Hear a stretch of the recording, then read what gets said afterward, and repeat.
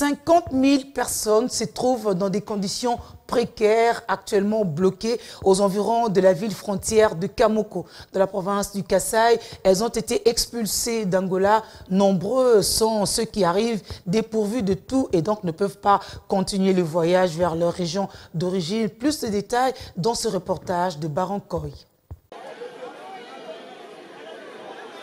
Un grand dénuement et une grande détresse qui connaissent femmes, hommes et enfants qui s'entassent au poste aux frontières à Kamako et dans ses alentours, dans la province du Kasaï. 50 000 est le nombre selon le comité international de la Croix-Rouge, des personnes qui se trouvent actuellement bloquées et sans ressources. La plupart d'entre eux retournent privés de tout et ne peuvent continuer le voyage vers leur région d'origine. Quelques-uns ont pu ramener quelques biens avec eux qu'ils doivent revendre pour se procurer de la nourriture ou un moyen de transport.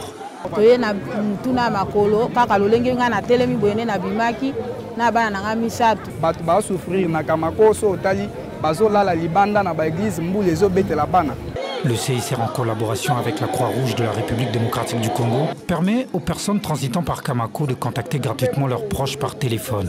Une centaine d'appels téléphoniques sont passés chaque jour. Également, le centre de santé de Kamako a reçu de la nourriture pour ses patients et familles. J'ai été aidé par la Croix-Rouge. Ils m'ont accordé quelques minutes que j'ai causé avec mes enfants qui se trouvent à Chikapa.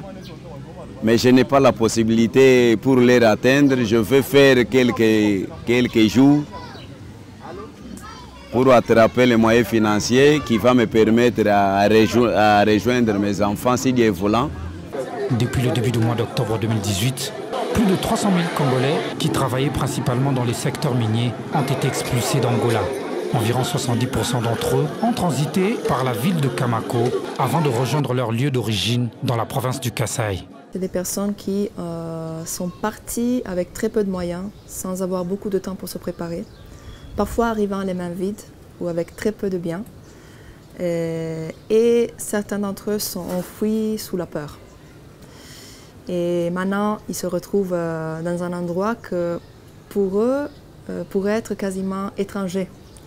Parce qu'ils ont été pendant longtemps loin du Congo. Et d'entre eux, il y a même des personnes qui n'ont plus vraiment beaucoup de contact avec leur famille depuis quelques années. Il y en a d'autres qui ont fui déjà les mains vides lors de la crise 2016-2017 et que maintenant, à nouveau, ils se retrouvent à devoir partir et revenir dans des endroits où ils ont souffert. Le CICR est préoccupé par le fait que ces personnes reviennent dans une province qui a connu de troubles graves en 2016 et 2017. Les violences doublées de conflits interethniques avaient fait des milliers de morts et plus d'1 million de déplacés, selon l'Agence des Nations Unies pour la coordination humanitaire.